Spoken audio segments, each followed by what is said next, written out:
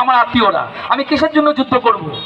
তখন ভগবান কৃষ্ণ তো বলতে পারতেন, হ্যাঁ অর্জুন তুমি ঠিক বলছো, তুমি ঠিকই তো বলছো, যুদ্ধ করার কি দরকার, আমরা তো অহিংসার বাণী প্রচার করতে পারি, চলো আমরা 1000 খোলকত্তালের অর্ডার দেই, খোলকত্তাল নিয়ে এসে আমরা এই কুরুক্ষেত্রের মাঠে নাম সংকীর্তন করি অষ্টপ্রহর।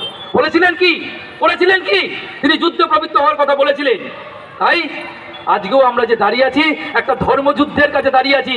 ধর্মক্ষেত্র কুরুক্ষেত্র সমে বেদ যুজুৎসব মামকা পাণ্ডবশ্চৈব কিং কুর্বত সঞ্জয়। এই সঞ্জয় হচ্ছে আপনার বিবেক, সেই সঞ্জয় আপনার বিবেককে প্রশ্ন করছে আপনি এখন কি করবেন, কি দেখছো সঞ্জয় তুমি বলো। আমি প্রশ্ন করছি সঞ্জয় তোমরা বলো কি দেখছো। এই যে আমরা কুরুক্ষেত্রের ময়দানে এই বাংলার বুকে দাঁড়িয়ে আছি, এই যে ধর্মক্ষেত্রে দাঁড়িয়ে আছি, তোমরা ধর্মের পক্ষে থাকবে, তোমরা তোমাদের বুড়ো আঙুলকে ব্যবহার করবে, নাকি অধর্ম যেটা চলে আসছে তাকেই প্রশ্রয় দেবে? এই নির্ণয় করার দায়িত্ব আজকে আপনাদের। তো যেটা বলে আমি শেষ করব যে আপনারা সবাই সুখী হন। এই পৃথিবীর সকল মানুষ, সকল জীব যারা আমার পরম আত্মীয়, বসুধৈব কুটুম্বকম, তাদের সবার কল্যাণ প্রার্থনায়, তাদের সবার সুখের জন্য আমি পরমেশ্বরের কাছে প্রার্থনা করছি। জয় হিন্দ, বন্দে মাতরম, জয়তু অখণ্ড হিন্দু রাষ্ট্রম, ভারত মাতা কি জয়। ভালো আছেন?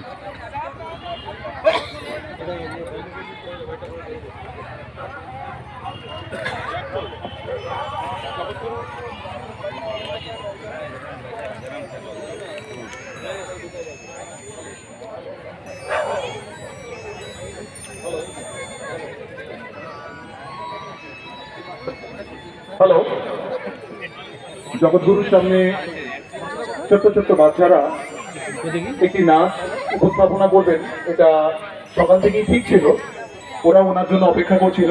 এবার আমাদের ওই একটি ছোট্ট নৃত্য অনুষ্ঠান এটা হয়ে যাবে।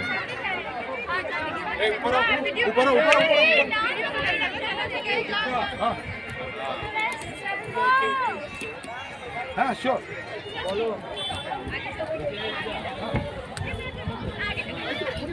প্র্যাকটিসের কথাই তো বলছি, এখনো আমার নাম্বারটা হারিয়ে গেছে। হ্যাঁ